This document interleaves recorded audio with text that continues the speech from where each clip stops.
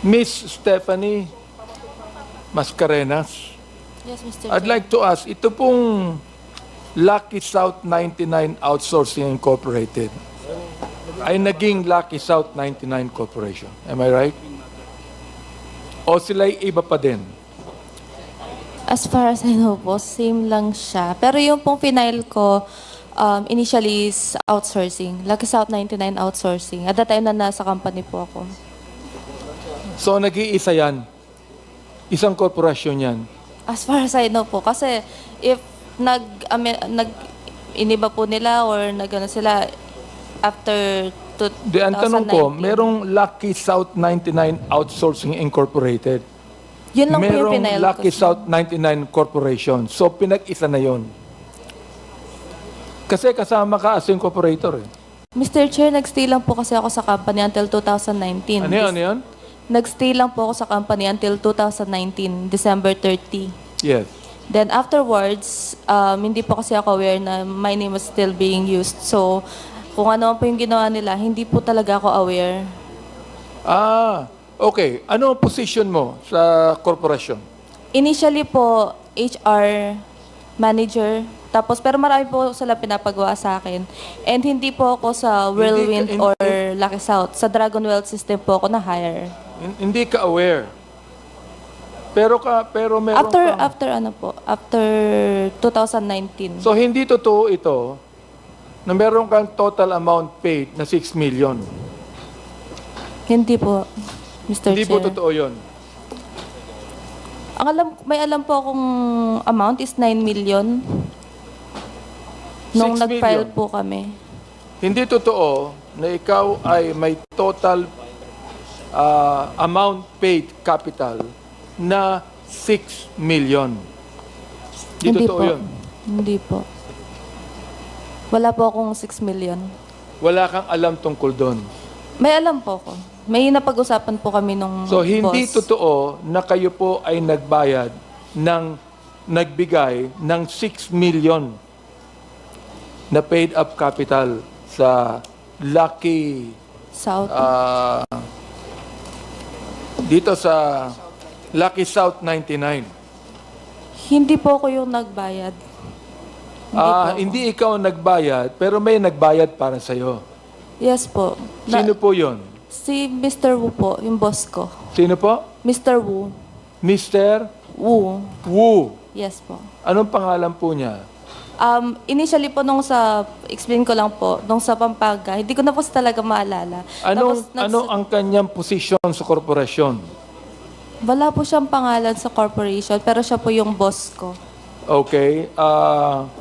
Dito rin, sa Lucky South 99 Group, meron kang total amount paid na 9 million na cash. Meron ba? Sa Wala papers din. po. Siya rin po yung ano niyan. Yung boss din po yung nagde-decide. Si Mr. Wu din. Wu po ba? Anong pangalan niya? Duan Ren Wu po, Mr. Chair. Ano ang pangalan? Duan Ren Wu. Guana rin Wu. Duan Ren Wu. Ano po siya? Siya ba Chinese? Chinese National? po. Chinese It's national either po Chinese siya? or Taiwanese po. Okay. Mr. Chair, I'd like to make a motion that we invite Mr. Wu in the next hearing that we're going to have. So I move, Mr. Chair. What is the pleasure of the co-chair, Chairman Abante? What's your pleasure? My motion is to invite Mr. Wu, the one that actually paid the capital of Stephanie Mascarenas, Okay, the who COMSEC, is not actually a member of the corporation. okay, the COMSEC is hereby directed to ano yun, subpoena ba yan? Ano ba yan? Invitation. Invitation to invite. To invite that particular personality. Okay, Go ahead. so Ms. Mascarenas, katulad po ni Ms. Paterna, sinasabi niyo po dito sa committee ito na hindi niyo alam ang pinasukan niyo.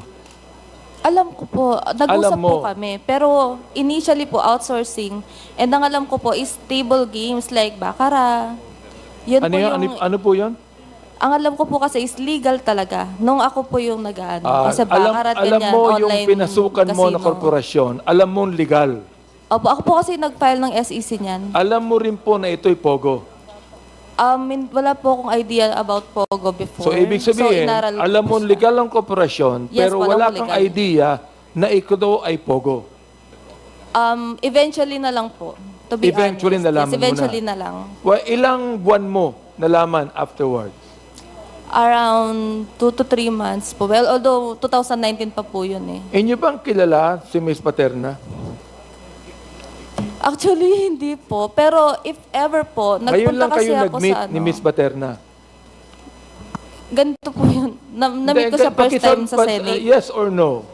Ngayon lang po ba kayo nag-meet ni Miss Paterna? No po, nung sa Senate yung first time. Okay, pero hindi mo alam na siya ay kasama sa korporasyon.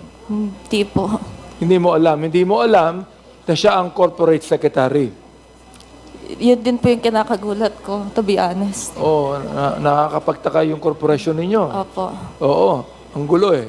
Ngayon naman, Miss Paterna naman, tatanungin kita, kanina, nabanggit mo yung law office, ano, di ba? Anong law office uli yun? Yung humahawak po ba ng Lucky South, Mr. Chair? Ano po yung law office na yun? Yung law office po na nabanggit ko po kanina, sila po yung humahawak po sa akin ngayon. Pero yung attorney po na humahawak ng Lucky South is yung nabanggit ko po Hindi. before. Nasabi mo sa aming investigation last time na naging corporate secretary ka, pero pinipirmahan mo lang ang lahat ng papeles, pero hindi ikaw ang gumawa, correct? Tama po, Mr. Chair. Sino pong gumawa? Kay Attorney Medina po. Sino pong attorney yun? Anong pangalan po ng attorney gumawa? Sa pagkakaalam ko po, Mr. Chair, Jared Medina po. Attorney Jared Medina. Jared Medina. Yes Andito po. siya last time, di ba? Andito po ngayon. Ando po sa attorney Medina. Andiyan po ba siya? Attorney Medina, will you please come here? Ikaw, nag-under oath ka rin, di ba? Oo, pero nung meeting namin last time, tinanggihan mo eh, na ikaw ang gumawa ng papeles eh. Your Honor, Tinanggihan mo last time na ikaw ang gumawa ng papeles. Yes or no? if I... Papakita namin sa inyo ang ang record namin dito. Oo. Yes, Your Honor. Tinanggihan mo ba last hearing na ikaw ang gumawa ng papeles na pinirmahan ni Miss Paterna? Your Honor, to the best of my knowledge, alam ko po hindi kami. To the best Teka, of... tandali lang. Opo. Sinasabi ni Miss Paterna, ikaw eh. So, tinatanggi mo yon. Yes, Your Honor. Sa pagkarinig ko po rin sa kanya last time, sabi po niya, hindi niya alam kung sino ang gumagawa. Binanggit niya ang pangalan mo ngayon. Opo. Okay, so therefore, tinatanggap mo ngayon na ikaw ang gumawa. Mayroon po kaming ginawa na dokumento, pero hindi po lahat. Sinong kayo? Yung pong law office po namin, sa totoo lang po, Your Honor, hindi po ako nakakaalam lahat ng mga dokumento kasi may iba kaming mga staff. Sino po ang nakakaalam lahat? Yung pong mga staff namin. Pero ikaw lang ang kilala ni Miss Paterna. Yung po kasi ay law office namin. Attorney Gerald Medina po, from Medina, Flores, and So, Ophir. ibig sabihin, nagsisinungaling si Miss Paterna ngayon nung binanggit ang pangalan mo na ikaw ang nagpapirma sa kanya. Opo. Hindi Ikaw po. ang nagpapirma, hindi. Hindi po. Nagsisinungaling si Miss Paterna. O Yes ikaw po. ang nagsisinungaling. Siya po. Miss Paterna, uulitin ko. Nabanggit mo ang pangalan niya. Hindi ba? Kilala mo siya. Siya lamang ang kilala mo sa law office, correct? Yes po, Mr. Chair. Ano pong ginawa ni Atty. Medina na nakilala mo siya? Yung may mga, pag po nagsasign po ako ng mga dokumento, sa law firm niya po ako nagsasign, yung sa logbook po. Kaya po kilala ko po si Attorney Medina. Yung alin po? Yung logbook, Mr. Chair, kung... Siya ang nakikita mo. Siya ang humaharap sa'yo. Yung tauhan niya po. Hindi siya mismo.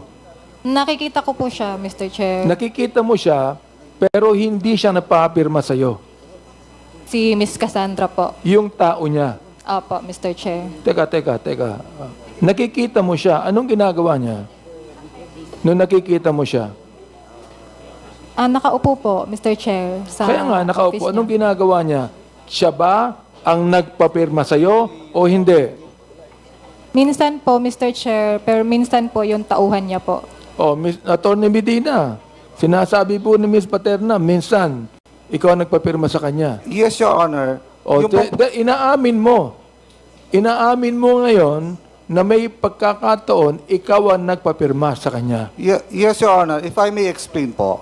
Kaya po pinapirma yon kasi kaya po, yung pong alam mo, under oath ka, Yes po, abogado ka. yes po. Alam mo dapat ang ginagawa mo. Yes po. Hindi ba? Yes po. Last time, teka. Yes po. Last time, itinanggi mo na ikaw ang nagpapirma. Ngayon, inaamin mo na. Kaya nga po, if I may explain, Your Honor, kung bakit po gano'n yung sagot ko. Kasi po, ang sinasabi niya, pinapipirma ko po siya. Hindi ko po siya pinipilit pumirma. Ang term po na pumipirma sa amin, kaya sabi po niya, logbook, ang proseso po sa opisina namin ay napakahigpit. Kung meron kang dokumento at gusto mo yung manotaryo, kailangan mo ng personal presence sa harap ng abogado at sasabihin mo sa kanya na yung dokumento na yun ay dokumento mo. Yun po ang proseso ng pagpapapirma, sinasabi niya. Kung yun- Nakakapagtaka naman ng napakahigpit ninyo, pero kayo gumawa ng mga papeles, pinapirma nyo ang corporate secretary na hindi niya alam. Hindi niya alam. Wala siyang alam dito. Yun ang sinasabi ni Ms. Paterna sa amin. Your Honor, if I may, Mr. Chair, kaya po kami ganun kahigpit, kasi nga po, yan po iniwasan namin. Kinatagalan, baka sabihin ng nagpanotaryo sa amin na hindi naman siya dumating, hindi niya alam yung dokumentong pinirmahan niya, kaya po kami ang mahigpit bilang notaryo publiko. Kaya po ang proseso ng notary public is that there should be personal presence ng pipirma doon sa dokumento. Ilang beses ka nang nag-attend sa hearing na ito? Pangalawa lang po, Your Honor. Pangalawa, ikaw ba ay nag-absent minsan o lahat inatenan mo? Lahat po inatinan ko. First time lang po akong na-invite last time, Your Honor. Mahirap paniwalaan ang sinasabi mo ngayon sapagkat ito ay tinatanggihan ni Ms. Paterna. Naunawaan niyo ba ako? Yes, Your Honor, but nagsasabi po ako ng totoo. Well, ibig sabihin niyan, ito pong Lucky South 99, kayo ang gumawa ng mga papeles niyan. Kaya yan po yung naging korporasyon. Yan po ay mariing kong tinatanggi. Kaya po ang sabi ko kanina, kami po ay isa lang sa kanilang mga lawyers. Kaya, sinabi Yes na or po, no lang po, yes or no lang. Kayo po ba ang gumawa ng papeles ng Lucky South 99 kaya ito ay naging korporasyon? hindi po, Your Honor. I categorically deny that. Hindi po ako yun. Sino po ang gumawa? Si ano po mas nakakaalam? Si Stephanie, na nandito naman po ngayon para klaro lang po lahat. Miss Stephanie, nabanggit ang pangalan mo. Yes, Mr. Sino Chair. pong gumawa? Yung pong sa file na pinakita sa akin kanina, ako po yung nagpirma. Pero kung hinat-notarize po siya na hindi sa office ni na Attorney Medina, hindi po ako present doon. Kasi meron pong pinakita sa akin si Cathy before na file ng Lucky South 99 na hindi po ako nag-appear sa notarization niya. Alam mo And din after ba, that Miss po. Macarenas, na ang incorporators, directors, officers, beneficial owners, and authorized representatives of Whirlwind Corporation, nakasama ka din doon sa Whirlwind Corporation, a sublessor of Lucky South 99. Yung ba yung tinatanggap Yes, mo? Mr. Chair. Alam ko po yun. Kasi ako po yung nag-suggest nun eh. Well, Mr. Chair, tatapusin ko na po ang ating pagkatanong dito upang para po sa pakiusap ni Chairman Dan Fernandez. Chairman. Yes, Mr. Chair, briefly lang kasi meron pa atang magsasalita. Mag-interject lang ako. Stephanie, the same kind of issue no with Ronaline Baterna. You were the president ng Whirlwind, correct? Yes, And Mr. Chair. during the time na ikaw yung president, was there a time that you open account sa any bank? And Personal po. personal and the company bank? Wala? Wala po. Ayaw po kasi ni Mr. Wu before. Kasi si Ronaldin, umami na siya na... Wala po. Nung Kahit una check sinabi niya, po. wala din. Then suddenly, nung huli, inamin na Wala niya po. na meron. Actually, yun po yung suggestion ko before, mag-open ng company account. Pero ayaw, siguro walang tiwala sa akin si Mr. So, Wu. wala kang any bank po. that is in connection with, Wala po. with that Personal company? account po. Actually, ngayon wala po akong bank account. You can check po with BDO and other banks. And your contact for you being there was Cassandra? Nauna po ako sa kanya, actually. Ah, okay. So, mas nauna ka. Then No, ini- because Cassandra, during that time, was still a 17-year-old girl. And that's the reason why she's not capable yet of being a part of the 17. company. Yes. That's the reason why hindi siya napasama doon sa company. Am I right? She's 19 years old, if I'm not mistaken, Mr. Chair. During that time? Kasi wala pa siya sa company nyo, di ba? I think she's born in 2000. That's Pero how many years ka doon 2019. sa company? Roughly 6 months lang po. 6 months ka lang? June to December of 2019. Were you paid by that Chinese guy to be a front of that company? I was promised share. That's why may iba po kung di ba siya, hindi po siya pwede. And at that time, he asked me to like build a company so that we can work together. And Okay. he promised like a certain amount of Okay, Mr. Chairman, we will be exploring na lang some questions. I think some members would like to ask more, but I would like to reserve my time. No? Next time, medyo pagod na rin ang mga chairman. At alas 7 na po ng gabi. Okay, thank you, Congressman Dan. Congressman Acop. Mr. Chair, isang tanong lang po kay Ms. Mac Arenas. Isang tanong na lang. Congressman Abante. And then Congressman Acop. ano po ang inyong relasyon kay Mr. Wu? boss po. Wala na pong iba. French Boss friends. lang talaga. Boss lang po talaga. Ayun po ang akin tanong. Hindi kayo French friends ni... Hindi po. Thank you. Congressman Acop. Congressman Paduano. Thank you, Mr. Chairman. Anyway, I have a lot of questions for Ms. Baterna and Mascarenhas, but I will just reserve it on the next hearing, Mr. Chairman. Kasi a while ago you mentioned that you were not there during this when that document was signed by the lawyer, Notary Public. Di ba?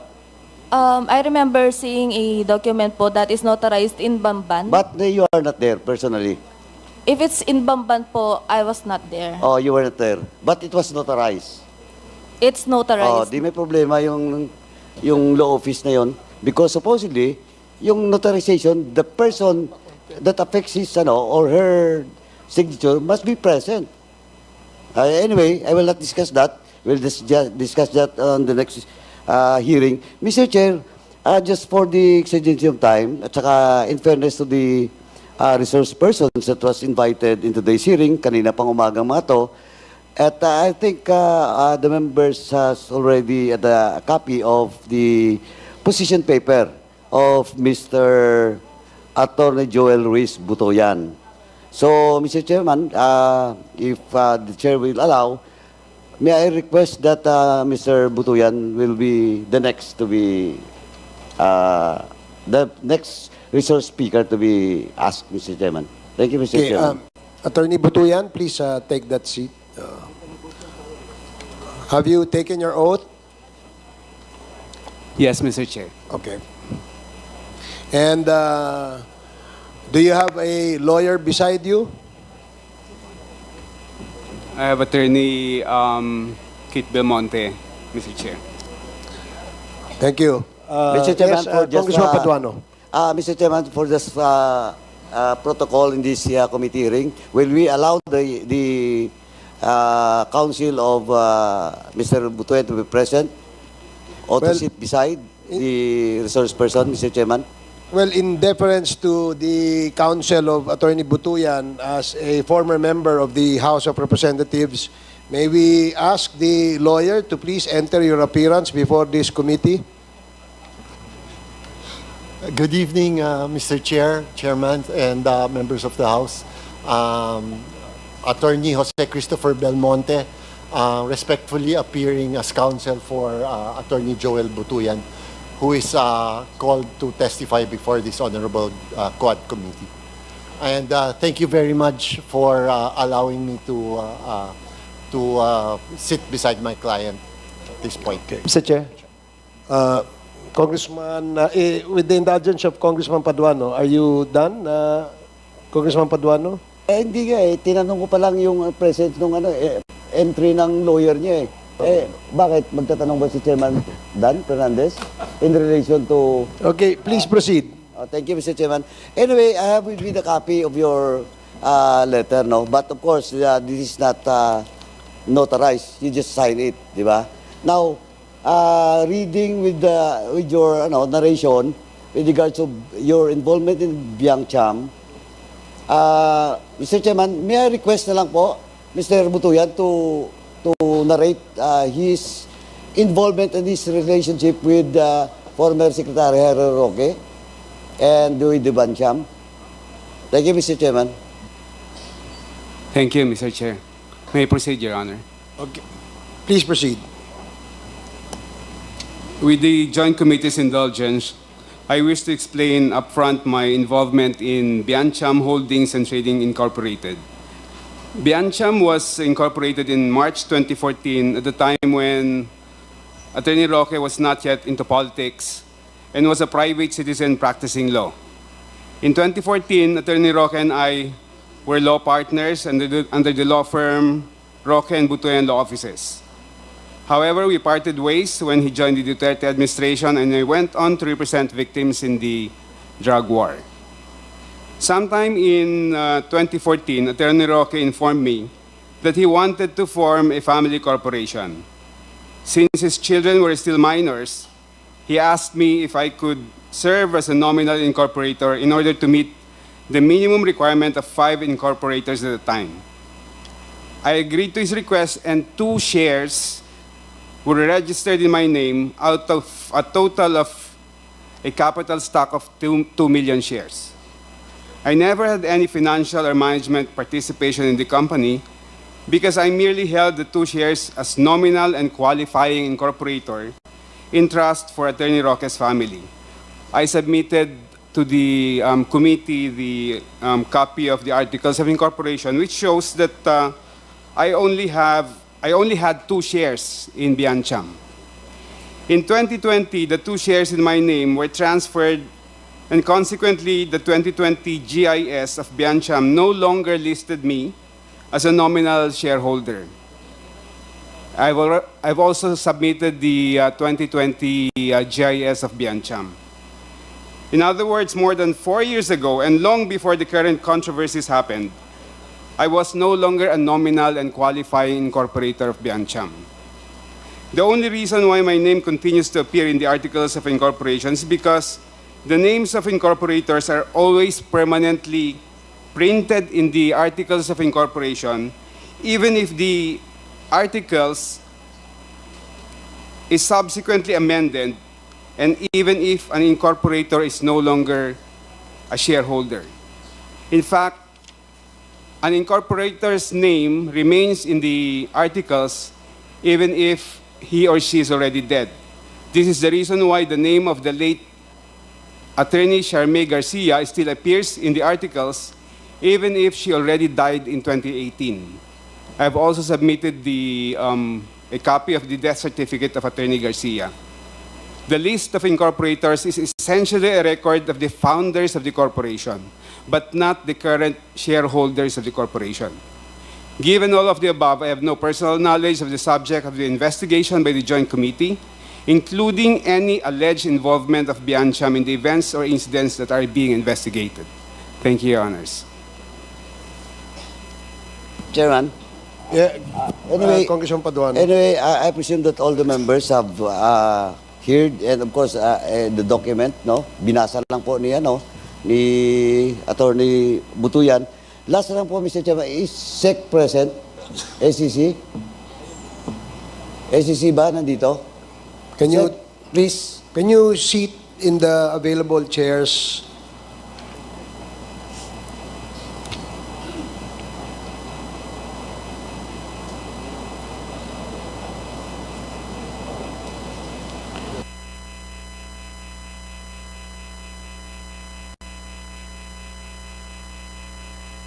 Mr. Chairman, can I proceed?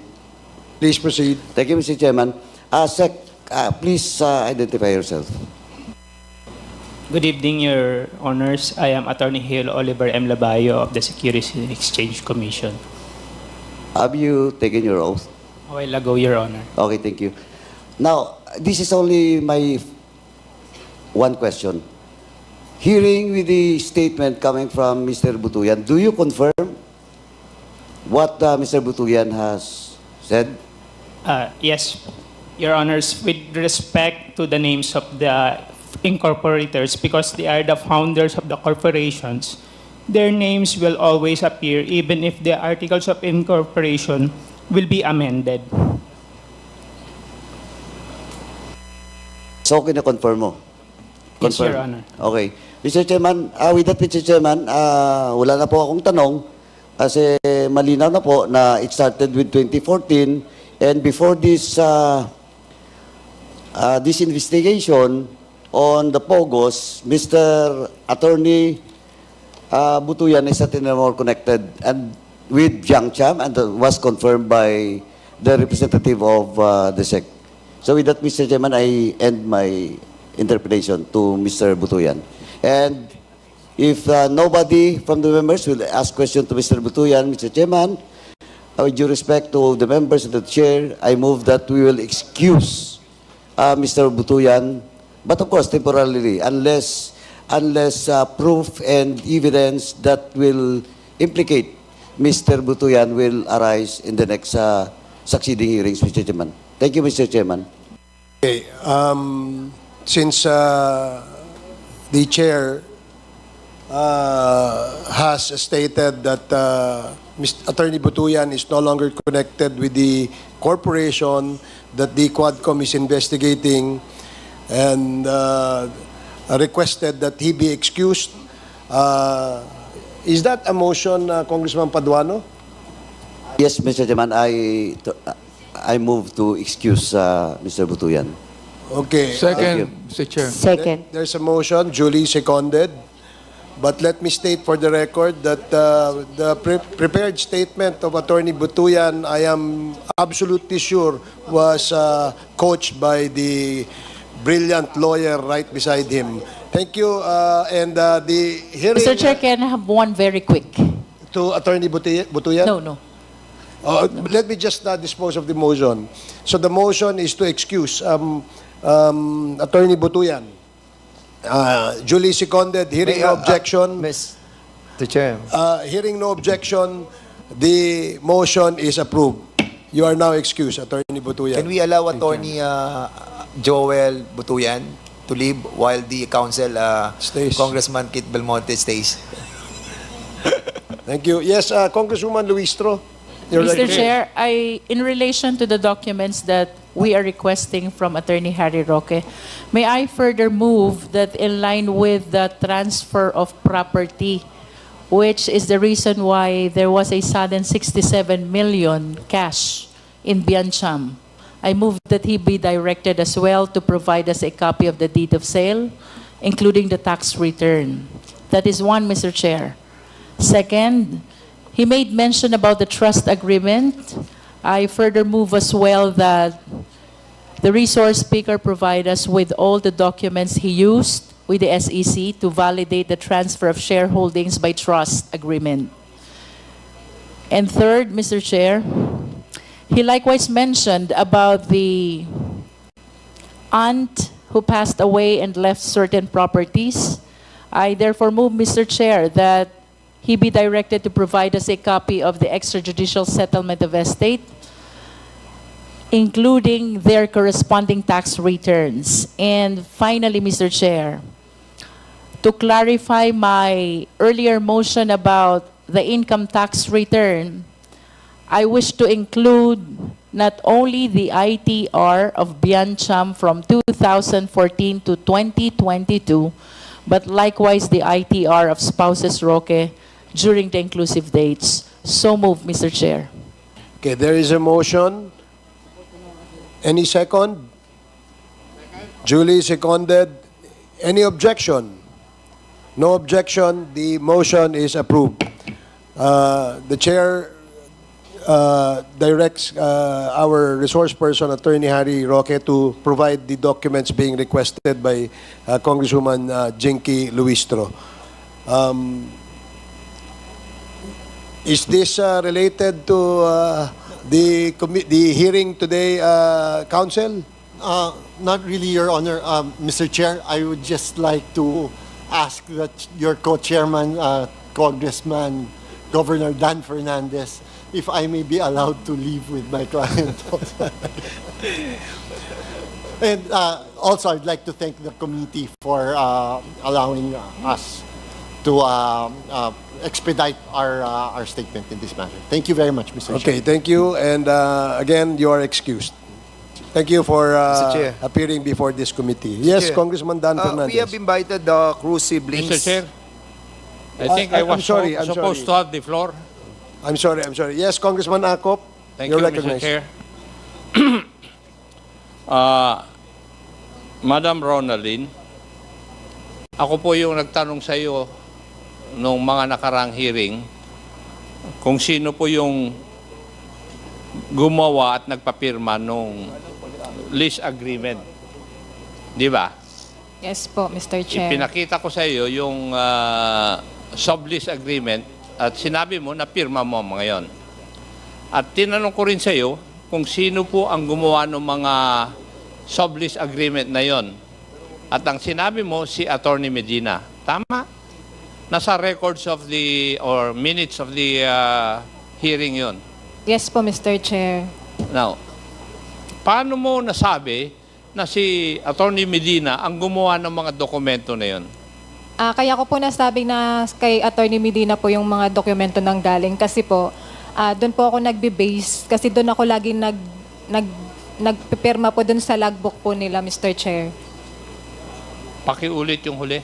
Kaya ko po nasabi na si Attorney Medina po yung gumagawa ng mga dokumento dahil doon po ako nagbe-base kung saan sa law firm po kasi nila ako nagpipirma, yung sa logbook po. Kaya po nasabi ko na siya po yung may gawa, Mr. Chair. Now, before I ask you a question, Attorney Medina, okay ka na ba? Kasi I heard mataas kanina ang blood pressure mo. Yes, Your Honor. And I'd like to thank the medical staff of the House of Representatives for taking care of me. Medyo nahihilo pa rin ako ng konti, Your Honor. Pero, so at your own risk, you will answer the questions that I'm going to ask you. Are you okay? Kasi baka sisihin ako ng pamilya mo kung sakaling matumba ka dyan. Hindi naman siguro, Your Honor. I'll just say, Your Honor, kung medyo hindi na po okay. Okay, that's on record. I just want to be safe. Narinig po niyo yung sagot sa aking mga katanungan ni Madam Baterna. Is that true? Your Honor, if we are, because last hearing, Your Honor. Tinatanong ko lang po kayo, abogado po kayo. Yes, Your Honor. Yung tanong ko po is answerable by yes or no. Is Yes, that Your true? Honor. Yes? Yes. So kayo po ang gumagawa. No, Your Honor, on the contract of lease. On the contract of lease. The question earlier, Your Honor, was Yung very sublease specific. contract yun. Yes, Your Honor, on the Kayo ang sublease. gumagawa. Yes, Your Honor, on the request of Whirlwind Corporation. Sino sa Whirlwind Corporation ang nagsasabi sa inyo na i-prepare nyo yung dokumento na yun? Your Honor, if you're referring to a Tinatanong ko po, sino ang gumagawa o nag-utos sa'yo na gawin mo yung mga dokumento na yon? First, Your Honor, for Whirlwind Corporation, it was Stephanie Mascareñas. Sino po sa Whirlwind? Stephanie Mascareñas, Your Honor, who's here, Your Honor. Teka, dalawa po yung sublease agreement na yun. Yes, Your Honor. The first one, Your Honor, that's why I said first, Your Honor. The second one was requested by Catherine Cassandra L. Ong, Your Honor. So, yung first, si Stephanie. Yes, Your Honor. Yung pangalawang sublease agreement, yung si Cathy Ong na. Yes, Your Honor. Catherine Cassandra L. Ong. Sila ang nag-utos po sa inyo. They requested us, Your Honor, to make the legal document for the lease. So, in this case, si Stephanie mismo ang kumausap sa inyo o nag-contract ng services ninyo at saka doon sa isang sublease agreement ay si Cathy Ong na. Kasi Your Honor, as representative of Whirlwind Corporation. Now, Madam Macarenas, totoo po ba yun na kayo ang kumausap sa law office nila? Initially po. Ha? Initially po. Utos lang din po kasi ni Mr. Wu yun. Kasi ang balak yata nilang i-purchase yung land ni Mr. Cruz. Tapos parang mas mabilis kasi yung mag-lease muna. So we proceeded with the lease contract na pinasuyo ko po kay Attorney Medina. So, Sa office totoo nila. lahat yun? Yes po. Pero yung ni-request po ni Miss Catherine Cassandra, no, hindi ko na po sure yun kung alam ko pa yun. Kasi siya na po yung humawak. Ronaldin, doon sa isang sublease agreement, ikaw ang pumirma with Casiong, di ba? Yes po, Mr. Chair. So, sila rin ang gumawa. Pero, para bang nirepresent mo yung sarili mo na parang ikaw ang pinuno o nangunguna doon sa Lucky South 99. Tama? Yes po, Mr. Chair. Ikaw ba talagang big boss doon? Hindi po, Mr. Chair. Eh sino? Si Miss Cassandra Ong po yung pagkakaalam ko, Mr. Chair. Dahil siya lang po yung nakikita ko at nakakausap ko po. Eh bakit ka pumirma? Hindi naman pala ikaw ang boss. Per Cassandra Ong po. Ano po? Ginamit lang po kasi yung pangalan ko, Mr. Chair. Ginamit Kinuhanan lang lang yung po ako pangalan ng ninyo. ID. Bakit kaya hindi yung pangalan niya ginamit? Eh Pilipina naman siya talaga. Hindi ko po alam, Mr. Chair. Thank you. Thank you, Attorney Medina. I hope you're okay. Thank you, Your Honor. Thank you. Mr. Chair, I would like to address Attorney Roque. Attorney Roque, active pa ba kayo dun sa First Bataan Holdings? Well, sa ngayon po ay hindi. Kasi nga po na nagkaroon ng violent reaction yung aking misis because of that false report that appeared in Billionario. And she really wanted out of First Bataan. Ang problema nga lang po, hindi naman ganun kadali umalis. So, pinabayaan ko na muna po ang First Bataan dito sa aking kapartner, knowing na malinaw naman po kung magkano yung investment namin at saka na lang aayusin yan. Yung investment nyo dun sa First Bataan Holdings ay 95M given in 3 tranches. Opo. 32.5, 32.5, and 30, right? Opo, opo. Tama? Opo. So, ano na po ang nangyari dun sa 95M nyo kung wala na po kayo dun sa First Bataan Holdings? Mr. Chair, nasa lupa naman po yan. No? At hindi naman po ikinakaila ng aking partner na kami nagpasok ng 95 million para sa lupa po dyan sa First Bataan po. Mr. Chair, before I ask the partner of the Honorable Roque, in the spirit of transparency, Mr. Danny Corral has been known to me since I was in the service up to now. Mr. Danny Corral, totoo po ba yung kasagutan ni Attorney Roque na siya po ay wala na dun sa First Bataan Holdings na ang kasama po dun ay yung kumpanya nyo rin na Green Mile? Opo. Opo, wala na po. Wala na. Opo. Ano po yung usapan ninyo tungkol dun sa investment niya ng 95M? Inalis nila yung pangalan nung nagka-problema. Tapos sabi niya... Teka. Inalis po nila yung pangalan nila nung nagka-problema. Ano po yung problema? Yung ayaw na ni Myla sa... Ayaw ng asawa. Opo. Pwede.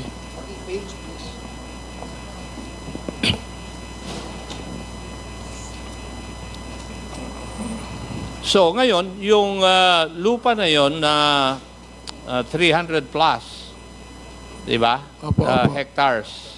Opo, Your Honor. Yung Green Mile na ang nagsusolong may-ari. Hindi, kasi sabi ni attorney, ano yun yung, di ba 95 na ilipat yung pangalan sa Green Miles. Pero yung 95, nandun ho yung sa lupa. Nandun sa lupa. Pero ang nagmamay-ari na lupa sa dokumento, sino po? Sa ngayon, kami, sa Green Miles po. Sa Green Mile na, di ba? Opo. Yes. Pero wala na yung pangalan ng ni Attorney Roque. Opo, opo. So, may usapan kayo? Opo, sabi niya po, yung, kasi hindi naman ako nagbayad Hindi ko naman binalik yung 95. Yeah, hindi mo nga binalik yung 95. So, Opo. ano ang nangyari doon sa 95? Basta nandun lang sa lupa. Opo. Okay. Thank you, Mr. Chair. Attorney Roque, doon po tayo sa bahay doon sa Baguio. Opo. Ang sinabi po nyo noon po doon sa hearing, nakarehistro doon sa isang corporation, PH2, at saka yung Biancham Corporation, na kayo po ang nagmamay-ari, kasama po doon sa incorporation, sa corporation na yon. Tama po, Mr. Tama. Chair. And sinabi mo na hindi ikaw ang may-ari, it's the corporation. Oo, narehistrado po sa pangalan ng korporasyon. Now, when the house was leased, sino po mo ang pumirma ng lease contract? Si Mrs. ko po ang pumirma ng lease contract because I asked her to sign the lease contract. Siya po ang pumirma, Mrs. po ninyo. On Ano behalf po ang po- posisyon ng Mrs. ninyo doon sa corporation na yun? She only signed on behalf of PH2 Hindi po. po yun ang tanong ko. Ang tanong ko po ano ba ang posisyon ng asawa po ninyo doon sa corporation na yun?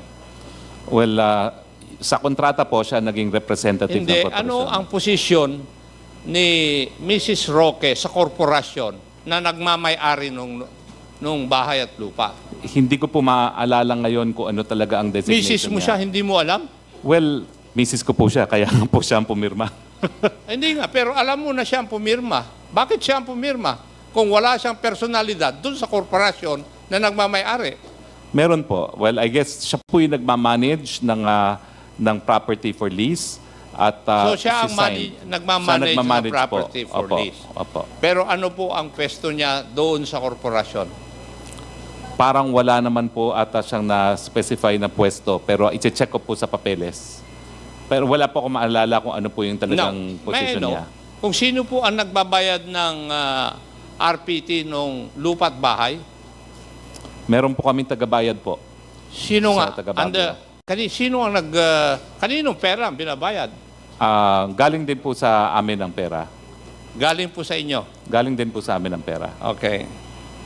Now, matanong ko nga, meron po bang business permit yung asawa po ninyo? Well, hindi po siya kumuha kasi Ang tanong, wala pong business wala. permit. Pakisagot lang po yung aking katanungan ng Apo. diretso. Wala po siyang business permit, pero siya ang nagpaparenta nung lupa at bahay. Di po ba?